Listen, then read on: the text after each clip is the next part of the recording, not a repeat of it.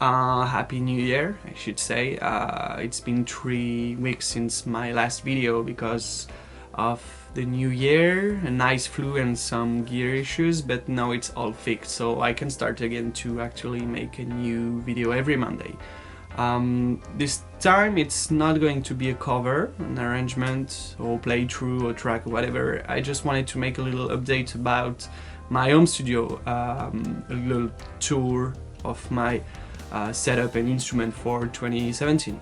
So I'm going to speak quickly about the room, the instruments, the gear, and yes, this is absolutely enough to make music, or I should say none of this is absolutely necessary to make any music. So without further ado, let's start with the room itself.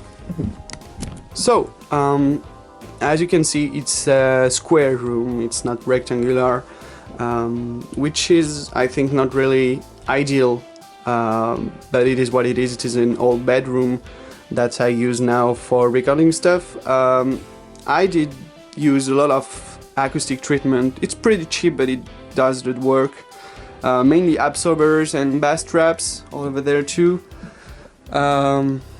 I guess the room itself is a kind of compromise between the producer and the mixer point of view versus the musician point of view.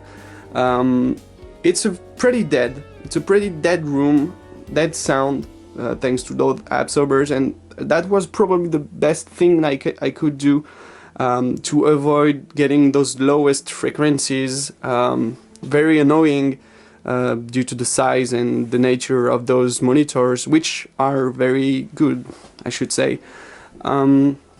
Yeah, it's not very... I think I would prefer a bigger room to record acoustic instrument like drums or saxophone or melodica, I guess.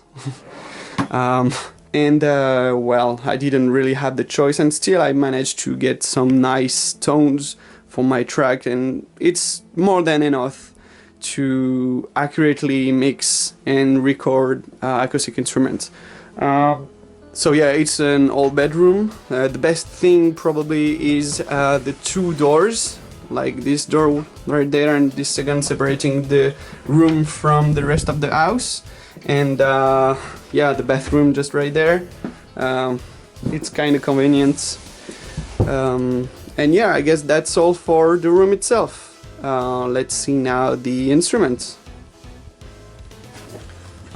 So I do have a big bunch of different instruments, whether they be brass, winds, percussions, guitars, even that kind of stuff there, which is called, I don't know, but it's cool.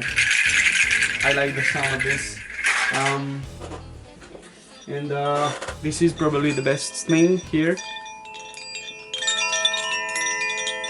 Yeah. Anyway, let's start maybe with the drums. It's not my drums, it's Amna's drum kit. It's a Gretsch kit, pretty cheap, but does the trick. 14-inch snare. Here I have an Istanbul Ride Byzance 20-inch dual ride. It's pretty cool. This is a stack, again from Mano.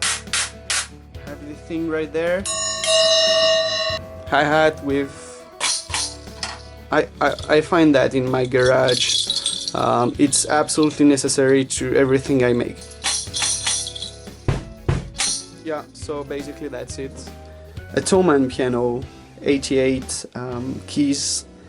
It's a very nice touch, heavy touch. Here it's a controller from M-Audio, Oxygen 49, light touch, but with all the wheels I need to record and program. I use this one more for piano stuff, like yeah, just piano, Rhodes and that kind of stuff. Here it's more for programming, strings, brass, winds, sometimes drums, if I need to program drums with this. Recently I bought this very cheap, like $200 saxophone soprano saxophone. I don't even remember the brand, but it's a pretty nice instrument overall. I try to use it all the time because this is my only way to actually learn how to play this instrument, just by recording, producing and whatever. I never practice any scales, modes or just technical stuff. I prefer to directly use it in my recording, so that's why most of my recordings sound like shit, but I think it's kind of better now than last year. Obviously, that's how learning works. We'll see next year if I finally manage to get something good out of this one, but yeah.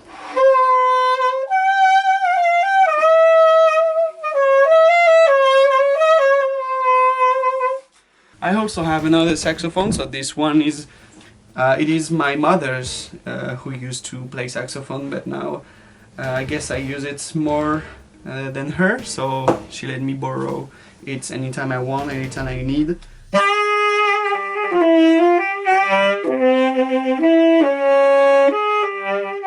Now let's move on to the guitars. I don't own a lot of guitars, but my father had a few. This is my main guitar, obviously a Strandberg OS Boden 8. It's an 8-string.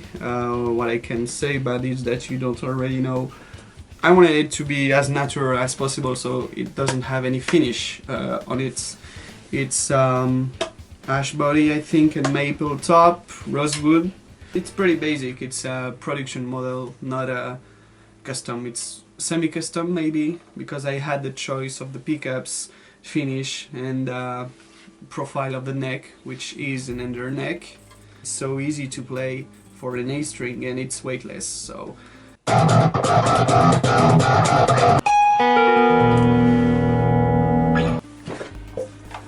this one is an Ibanez. I don't even know which model is it, but I think I've kind of fallen in love with those dark tones that kind of guitar can provide, and it's very cool. Okay, this one is a legend. It's a Stratocaster USA manufactured from 1969. It's my father's. He bought it when he was young for about nothing. Now it's worth more than $1,000. It's crazy. I love this instrument, obviously, the tone.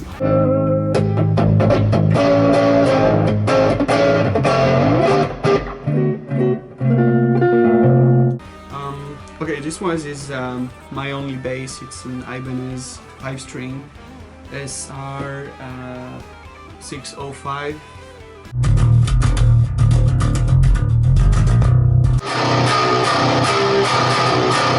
This one is a acoustic Martin & Co. Very good guitar that my father bought a few months ago. I didn't use it yet on any of my recording, but it is going to happen this year, I think.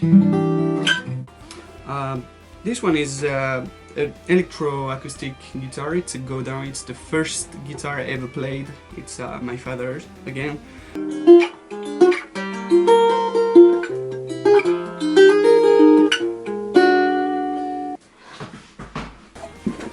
Okay, this one is a very special one. It's a Go Down again, but with nylon strings.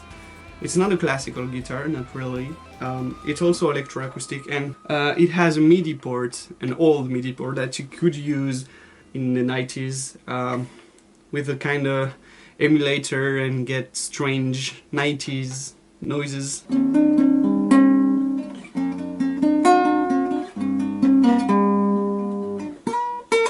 Okay, now for the strange part of the tour about the instruments. My father has a lot of different world instruments that he gathered during his life, and some of those are really interesting. This one, I'm guessing it's an African instrument, I don't know the name. At this point it's more decoration than anything else, but yeah.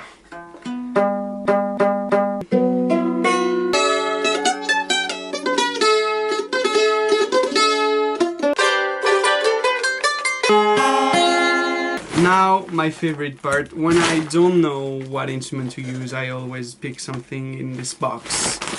Like...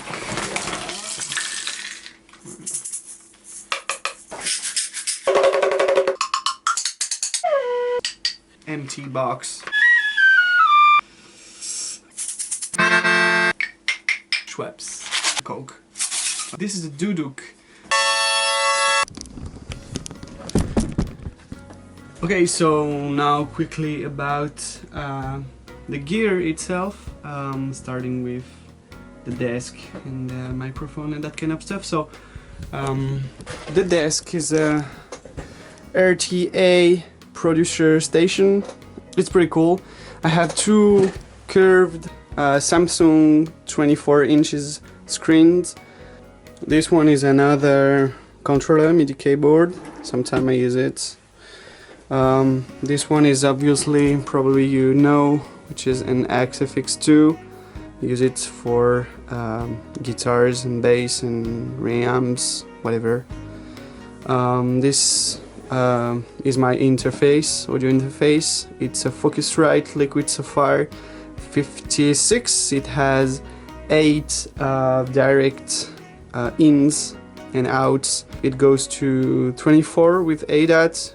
But 8 is definitely enough to record the drums.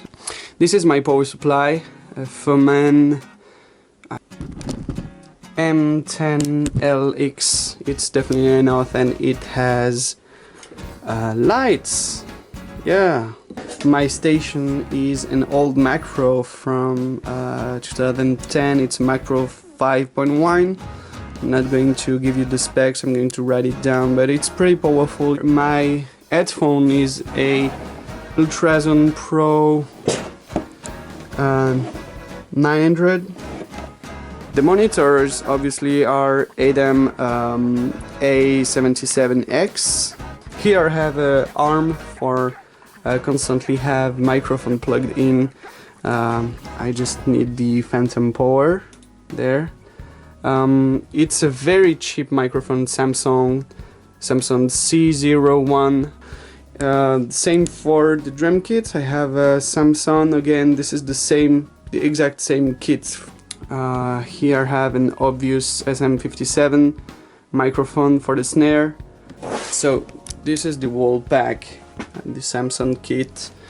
It was pretty cheap and enough to have 8 microphones for drums recording, except that here it's not a Samsung, it's the only high-end actually microphone I have, which is a Sennheiser 41.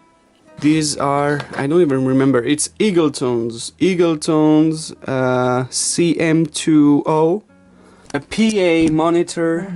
It is Linesys Stage Source L3M, I guess. I use it only on lives, gigs with Itzamna. I plug the XFX directly into this and I have my own monitor, no need for amps. Boss Octaver pedal. I like to use it on bass to have hip-hop tones. It's a Reon box from radio. This is some cables, XLRs, jacks and whatever.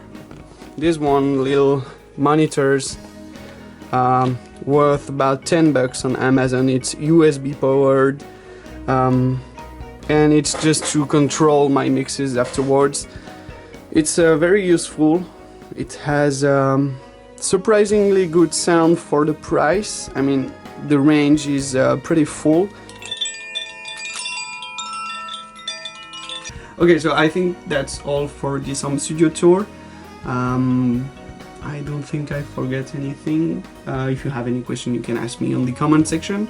And next week I have a pretty big video incoming, which is why I did this video for this Monday. It's kind of a trick to get more time finishing this video, which is going to be cool.